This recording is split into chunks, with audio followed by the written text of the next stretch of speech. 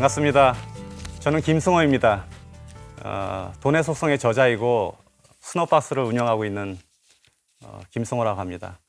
오늘 저는 돈은 인격체라는 주제로 강의를 하겠습니다. 2019년 10월 23일이었는데 날짜가 내가 정확하게 기억하고 있어요. 그리고 기록해 놓은 적이 있어서. 맨하탄에 그날 저녁 비가 많이 내렸어요. 저희가 가족 저녁 식사를 끝내고 그 34번가에 있는 메이시 백화점이라고 있습니다. 되게 유명한 백화점이에요. 근데 아내와 아들이 백화점 안으로 들어가고 나서 저는 뭐 쇼핑을 별로 좋아하지 않아서 그냥 밖에서 그냥 저 정문 앞에서 우두커니 서 있었습니다. 떨어지는 빗방울 쳐다보면서. 근데 이 백화점 바닥에는 저 백화점의 역사를 간략하게 적어놓은 동판이 하나 있어요. 근데 바로 그때 그 동판 바로 앞에 한 40살이 막 넘은 백인 남자가 부슬비를 그냥 맞으면서, 우산도 없이 부슬비를 맞으면서 가방에서 요만한 종이를 하나 꺼내더니 앞에다 놓고 국어를 하기 시작하더라고요. 그래서 그거를 펼쳐놓고 국어를 하고 시작하니까 저도 이제 늦은 밤까지 또 저녁도 못 먹었나 하는 생각에 나도 주머니에 있던 동전하고 종이들 몇 개를 해서 건네주고 메이시 백화점 뒤로 와서 비를 피하고 있었어요.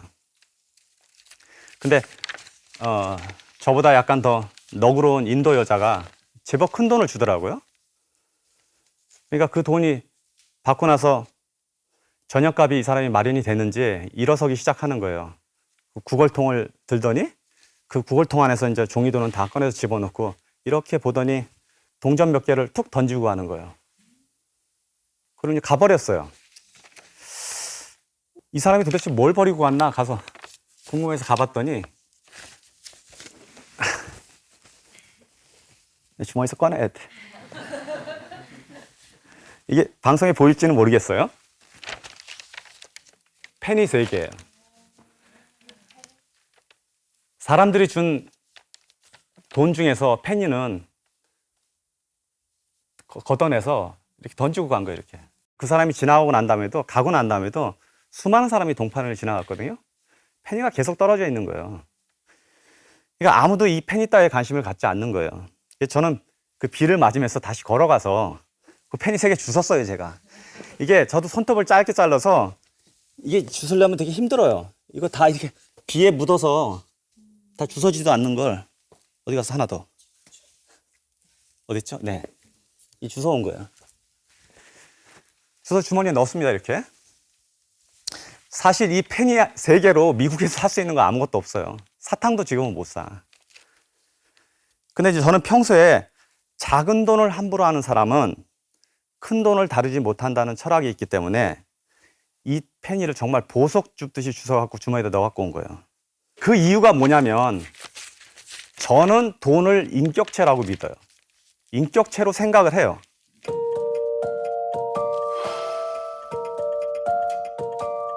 이게 돈은 사람처럼 감정과 사고와 의지를 지닌 인격체라고 받아들입니다. 그리고 이렇게 말하면 사람들이 되게 의아해요. 당연하지만 인격체라는 거는 이게 스스로 생각을 하고 자아를 갖고 있다는 얘기잖아요. 돈이 그럴까요? 하지만 그 돈은 사실 스스로 움직이지도 않고 생각하지도 않고 단지 숫자에 적힌 종이일 뿐이에요. 생각해보면 비즈니스 세계에서도 우리가 법인이라고 한단 말이에요. 회사를 갖다 보통 이제 회사가 창립돼서 이게 주식회사나 뭐가 되면 법인이라는 이름을 부르는데 뒤에 인이 사람 인자예요. 그러니까 인격체로 부여하는 거예요. 그래서 법인도 실제로 사람과 동일하게 현실 세계에서는 하나의 인격체로 구분을 합니다. 그래서 법인이 여러분을 소송하기도 하고 소송의 상대자가 되기도 하고 이래요. 근데 회사가 하나의 인격체처럼 대우를 받듯이 돈은 현실에서는 법인보다 더 정교하고 체계적인 구체적인 인격체예요. 그러니까 작은 돈을 함부로 하는 사람에게는 큰 돈이 몰려가서 저 사람한테는 가면 합당한 대우를 못 받는다고 이야기를 합니다. 그리고 합당한 대우를 하는 사람한테는 찾아가서 돈들이 거기서 자식을 낳기도 해요. 이 자식은 이자를 말하는 거예요. 그러니까 이처럼 돈이라는 것은 인격체가 갖고 있는 품성을 그대로 갖고 있어요. 그래서 돈을 함부로 대하는 사람에겐 돈이 그 사람을 진심으로 대하지 않습니다. 이런 생각을 제 머릿속에다 돈을 대할 때 하고 있는 거예요. 그래서 돈은 감정을 가진 실체라서 실체처럼 느껴야 돼서 사랑하되 지나치면 안 되고 품을 때 품더라도 보낼 땐 보내야 되고 무시하거나 함부로 대하지 말라라는 가르침이에요. 항상 존중하고 감사하라는 얘기죠. 그래서 돈을 어떻게 벌고 어떻게 써야 하나 하는 질문이 나한테 생길 때마다 돈을 인격체로 생각하시기 바랍니다. 마치 돈을 깊은 우정을 나눈 친구처럼 대하면 돼요.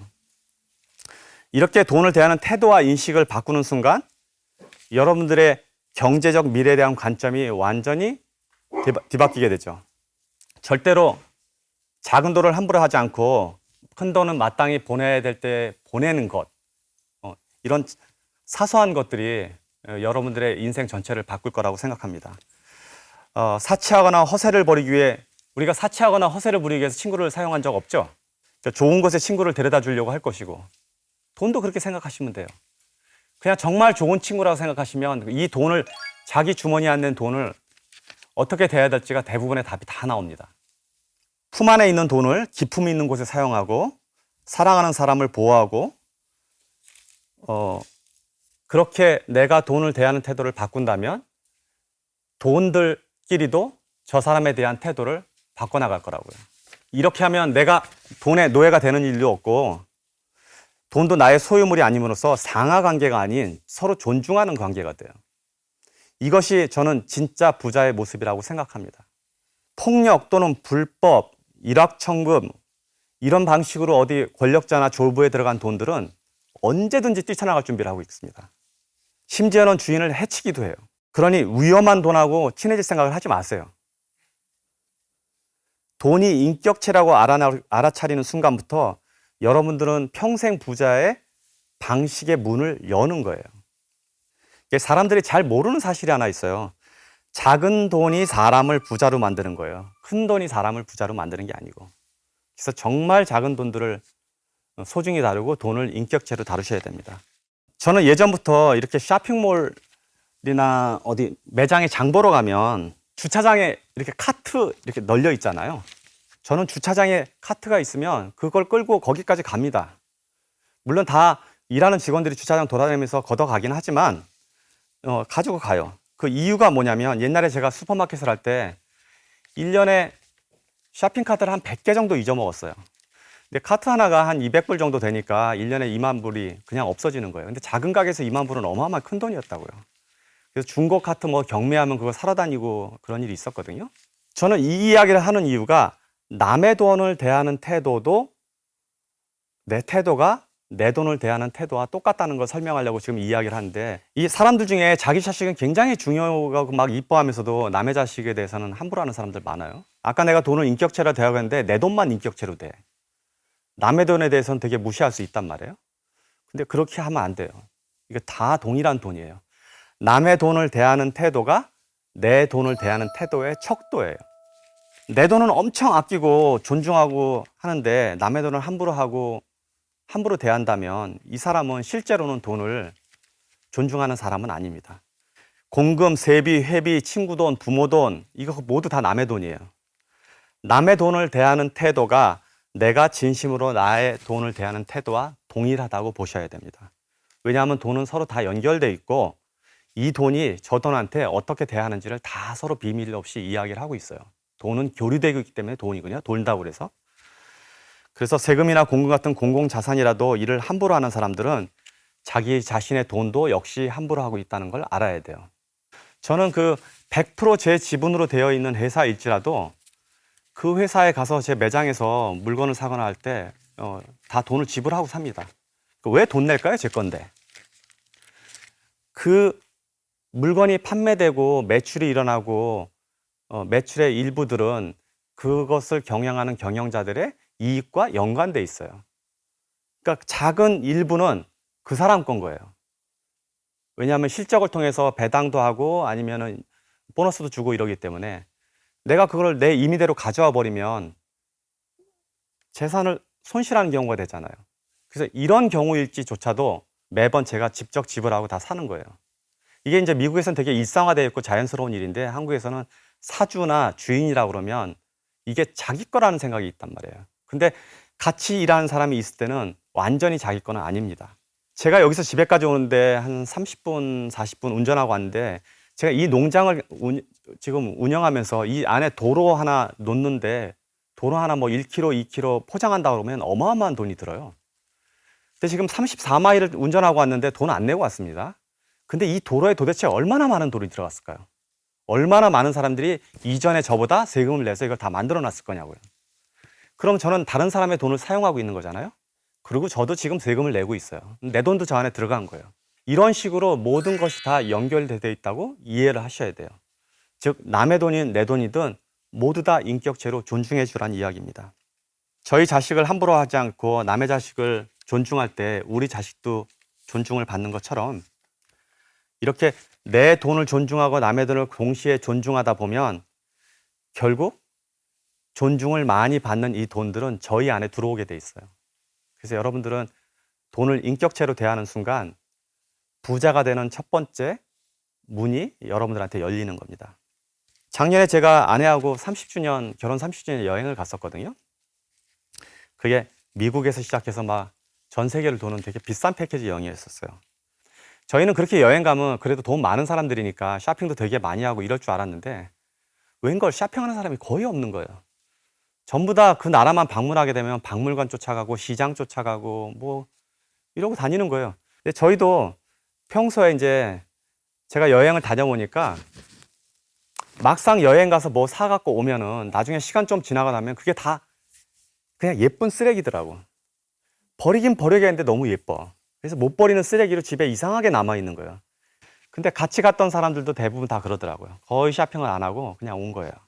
돈을 함부로 쓴다 이런 거는 돈이 아무리 많은 사람도 함부로 쓸 수 있어요. 함부로 써도 된다고 생각해요. 근데 돈을 존중하면 이렇게 행동 안 하게 됩니다. 자기가 정말 필요한 거나 정말 원했던 거를 가끔 사게 하고 돈을 가지고 허영과 사치를 하는데 쓰지 않아도 되고 쓰지 않는 것이 옳다는 걸 배우게 돼요. 왜냐하면 돈을 존중하고 있으니까.